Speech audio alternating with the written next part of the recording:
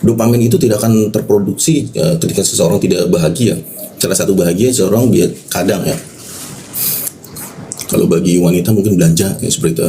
Kalau bagi anak muda, pria biasanya main game seperti itu. Nah ternyata membaca Al-Quran itu efek dopamin itu setara ya dengan orang yang main game atau belanja ya.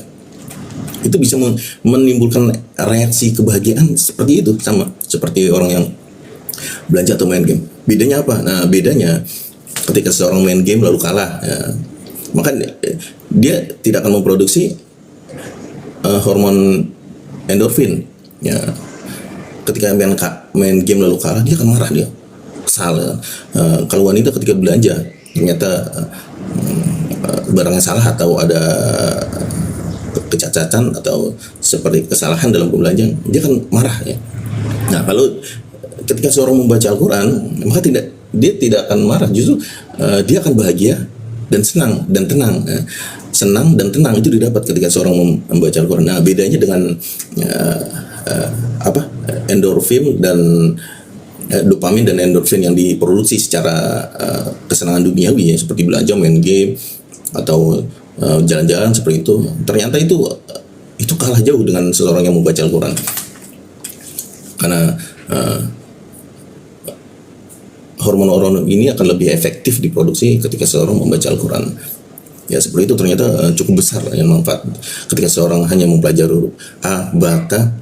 Itu manfaatnya luar biasa. Bayangkan jika seseorang ingin terkena jantung koroner, berapa ratus juta yang dikeluarkannya ya untuk memperbaiki jantungnya.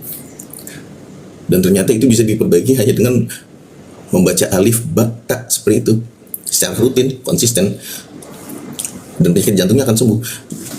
Betapa besar manfaatnya ketika seorang membaca Al-Quran ya, termasuk ketika seorang mengkaji Al-Quran, mengikuti kajian dalam acara tanpa teori ya di Rusdi Hikmah. Oke, makanya karena itu tetap saksikan, istiqomahkan mempelajari Al-Quran dalam Rusdi Hikmah, dan saksikan juga kabar-kabar, informasi-informasi yang mungkin kurang didapatkan ya, belum didapatkan, dan kita temukan kita bahas di Break Time ya, channelnya sama di Rusdi Hikmah, YouTube, Instagram, dan Twitter. Oke. Silakan beri komentar jika ada yang ingin ditanyakan, kritik atau saran, berikan like.